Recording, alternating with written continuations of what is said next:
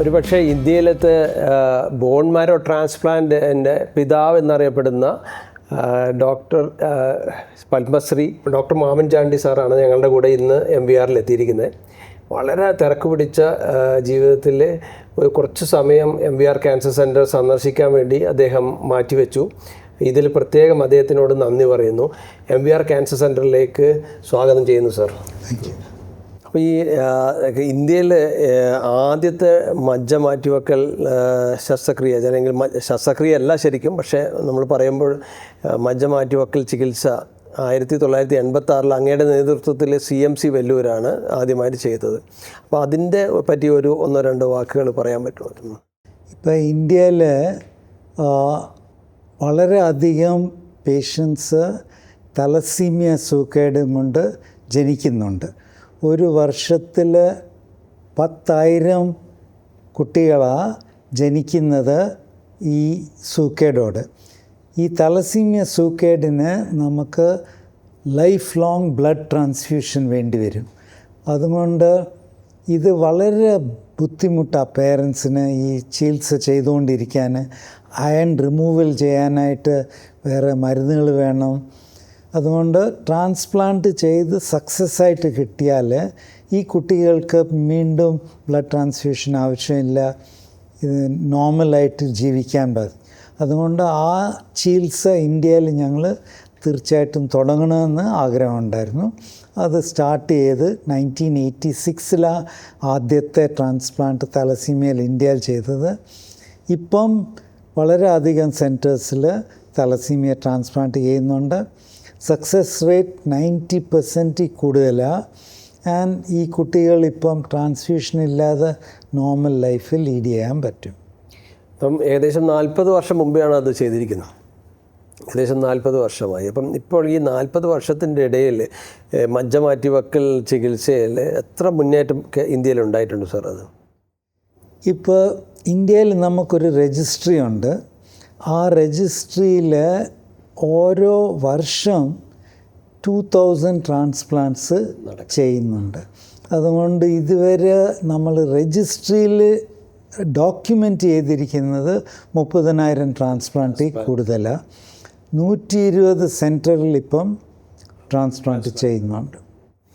ഈ ഇതിൽ മജ്ജ മാറ്റിവെക്കൽ ചികിത്സയുടെ ഫലപ്രാപ്തി, അതായത് അതിൻ്റെ ഔട്ട്കം ഡ്രമാറ്റിക്കലി ചേഞ്ച് ചെയ്തിട്ടുണ്ടല്ലോ സാർ. ഇപ്പം ഒരുപാട് മാറ്റങ്ങൾ വന്നു.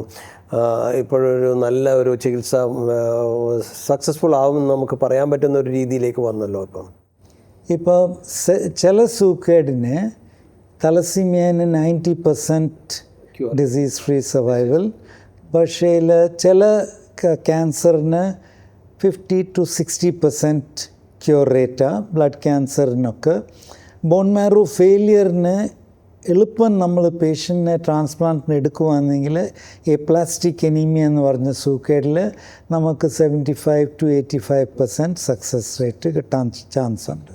ഓഫ് കോഴ്സ് ക്യാൻസറിന് കുറച്ചൊരു സാധ്യത കുറഞ്ഞിട്ടുള്ള ഒരു ചികിത്സയാണ്. ക്യാൻസറിന് ചികിത്സ ഏറ്റവും പ്രധാനപ്പെട്ട ചികിത്സാ മാർഗ്ഗമാണ്. പലപ്പോഴും ക്യാൻസർ രണ്ടാമത് വന്നു കഴിയുമ്പോഴാണ് നമുക്ക് പലപ്പോഴും നമ്മൾ ഈ ചികിത്സയെപ്പറ്റി ആലോചിക്കാറുള്ളത്. അതും അതിൻ്റെ റിസൾട്ടിനെ ബാധിക്കുന്നതാണ്. പക്ഷേ എന്നിരുന്നാലും പണ്ട് കാലങ്ങളെ അപേക്ഷിച്ച് ക്യാൻസറിൻ്റെ ചികിത്സയിലും ചെയ്യുന്ന ട്രാൻസ്പ്ലാന്റിന് ഒരുപാട് മുന്നേറ്റങ്ങൾ ഉണ്ടായിട്ടുണ്ട്. യെസ്, ഈ കഴിഞ്ഞ 10 വർഷത്തിൽ തന്നെ ട്രാൻസ്പ്ലാന്റ് ഞങ്ങൾ ചെയ്യുന്ന transplant room, transplant facilities, transplant training, doctors, nurses, technicians, stem cell collection എല്ലാം വളരെ ഇംപ്രൂവ്. അപ്പോൾ ഇതിൽ ഏറ്റവും വലിയൊരു പ്രോബ്ലം എന്ന് പറയുന്നത് നമ്മുടെ ഇൻഫെക്ഷൻ കൺട്രോളാണ്. നമുക്ക് പല പേഷ്യൻസിനെയും നമ്മൾ നഷ്ടപ്പെടുന്നത് ഈ ഇൻഫെക്ഷൻ വന്നിട്ടാണ്. അതിനൊരു പരിധി വരെ നമ്മുടെ അന്തരീക്ഷവും നമുക്ക് നമ്മുടെ നാട്ടിലുള്ള വളരെ ഇൻഡിസ്ക്രിമിനേറ്റായിട്ട് യൂസ് ചെയ്യുന്ന ആൻറ്റിബയോട്ടിക്കുകളും ഒക്കെ തന്നെ അതിന് കാരണമാകുന്നില്ലേ? അതിൻ്റെ ശരി. ഞങ്ങൾ ഈയിടെയായിട്ട് ടാറ്റ മെഡിക്കൽ സെൻറ്ററിലെ റെസിസ്റ്റൻസ് റേറ്റ്സ് നോക്കുമ്പം സാധാരണ പേഷ്യൻറ്റിൽ 80% വരയ്ക്കും റെസിസ്റ്റൻറ്റ് ബാക്ടീരിയ ഇൻറ്റസ്റ്റൈനിൽ ഒരു ട്രീറ്റ്മെൻറ്റും ചെയ്യാതെ അത്രയും. ആ ലെവൽ റെസിസ്റ്റൻസ് ഉള്ളപ്പം നമ്മൾ ട്രാൻസ്പ്ലാന്റ് ചെയ്യുമ്പോൾ ബ്ലഡ് കൗണ്ട് വളരെ കുറയും. ആ സമയത്ത് ഇൻഫെക്ഷന് ചാൻസ് ഉണ്ട്. അതുകൊണ്ട് ഏറ്റവും കൂടിയ ആൻറ്റിബയോട്ടിക് ആവശ്യപ്പെടുന്നുണ്ട്. അതിൻ്റെ ചിലവും കൂടും. പിന്നെ പലപ്പോഴും നമുക്ക് രക്ഷിക്കാനും സാധിക്കില്ല. അത് വലിയൊരു അപ്പം അതിൽ ഒരുപാട് സ്റ്റേക്ക് ഹോൾഡേഴ്സിന് അതിൻ്റെ അത് റോളുണ്ട്. ശരിക്കും ലോകം മുഴുവൻ നമ്മുടെ ഈ ഇതിൻ്റെ ശ്രദ്ധപ്പെടുത്തണം, ഇൻഫെക്ഷൻ വരാതിരിക്കണം എന്നുണ്ടെങ്കിലും. ഇപ്പോൾ കൂടുതലായിട്ട് വരുന്ന ഇപ്പോൾ ഈവൻ മജ്ജ മാറ്റി വെക്കുന്ന, പ്രത്യേകിച്ചിട്ടും ക്യാൻസറിൻ്റെ അകത്ത് മജ്ജ മാറ്റി വെച്ച് കഴിഞ്ഞാലും വീണ്ടും അസുഖം വരികയും അത് പലപ്പോഴും പിന്നെ ചികിത്സ ഇല്ലാതിരിക്കുകയും ചെയ്യുന്ന ഒരു അവസ്ഥ ഉണ്ടായിരുന്ന ഒരു കാലത്ത്. ഇപ്പോഴത് മാറി. ഇപ്പോൾ നമുക്ക് കാർട്ടി സെൽ എന്ന് പറഞ്ഞിട്ട് ഒരാളുടെ ശരീരത്തിലുള്ള പ്രതിരോധ സെല്ലുകളെ തന്നെ നമുക്ക് വീണ്ടും ട്രെയിൻ ചെയ്തെടുത്തിട്ട് അതിന് ക്യാൻസറിനെ ട്രീറ്റ്മെൻറ്റായിട്ട് ഉപയോഗിക്കുന്നുണ്ട്. കാർട്ടി സെൽ വളരെ വലിയൊരു തോതിൽ ചികിത്സ ഇന്ത്യയിൽ അവൈലബിൾ ആയി തുടങ്ങിയിരിക്കുകയാണ്. അപ്പോൾ അതിനെപ്പറ്റി എന്താണ് സാറിൻ്റെ അഭിപ്രായം? ഇപ്പം എൻ്റെ അഭിപ്രായം, ഈ കാർട്ടി സെൽ ഒരുവിധം ജീൻ തെറപ്പിയാണ്. നമ്മളൊരു ജീൻ സെല്ലിൻ്റെ അകത്ത് കയറ്റി ആ സെല്ല് മറ്റേ ക്യാൻസർ സെല്ല് നശിക്കുന്ന പോലെ ചെയ്യുന്നതാണ്. അത് ഇന്ത്യയിൽ 2 മോഡൽ നമുക്ക് വേണം. ഒരു മോഡല് ഇൻഡസ്ട്രി, ഫാർമസ്യൂട്ടിക്കൽ കമ്പനി, അവർ വെക്ടർ തയ്യാറാക്കി എല്ലാം അവർ ചെയ്യുക.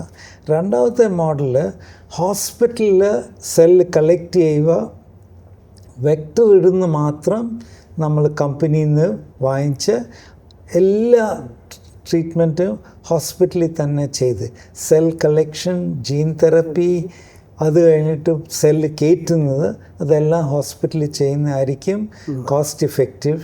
കോസ്റ്റ് കുറയാൻ വേണ്ടി ഇപ്പോൾ വളരെയധികം കോസ്റ്റ് ഉള്ളത് അപ്പോൾ മാത്രമേ കുറയ്ക്കാൻ സാധിക്കുകയുള്ളൂ. ഇപ്പോൾ അങ്ങ് ഇവിടെ വരാൻ വളരെയധികം നമുക്കൊരു വളരെയധികം പ്രചോദനമായിട്ടുണ്ട് സാറിൻ്റെ ഈ ഒരു വിസിറ്റ്. പക്ഷെ ഞാൻ ഓർക്കുന്നു, സാറ് പണ്ട് കൽക്കത്തയിൽ ഈ ടാറ്റ മെമ്മോറിയൽ സെൻറ്റർ സ്റ്റാർട്ട് ചെയ്യുന്ന സമയത്ത് സാറിനെ അവിടെ വന്ന് കാണുകയും നമ്മൾ ഈ MVR ക്യാൻസർ സെൻറ്ററിനെ പറ്റി ആലോചിക്കുന്നതും അതിൻ്റെ പ്രവർത്തനങ്ങൾ, അതിൻ്റെ കുറേ പ്രായോഗിക വശങ്ങൾ അങ്ങേടക്ക് നമ്മൾ പഠിക്കേണ്ടതായിട്ടുണ്ട്. അപ്പം അത് കഴിഞ്ഞ് ഇതിപ്പോൾ സാർ തിരിച്ചൊരു വിസിറ്റാണ് ഇവിടത്തേക്ക് വരുന്നത്. അപ്പോൾ ഇപ്പോൾ ഇവിടെ വന്ന് കാണുമ്പോൾ MVR ക്യാൻസർ സെൻറ്ററിനെ പറ്റി സാറിന് എന്താണ് തോന്നുന്നത്? ഏറ്റവും തോന്നുന്നത്, സീനറി, ഇത്ര ഭംഗിയായിട്ടുള്ള സ്ഥലം കാണാൻ കേരളത്തിലേ പറ്റുള്ളൂ. അപ്പോൾ അതിൻ്റെ മേളിൽ ഹോസ്പിറ്റലിൽ വളരെ നല്ലപോലെ പണിതിട്ടുണ്ട്. അതിൻ്റെ എസ്തെറ്റിക്സും അതിൻ്റെ ഫെസിലിറ്റീസൊക്കെ വളരെ ഇംപ്രസീവാണ്.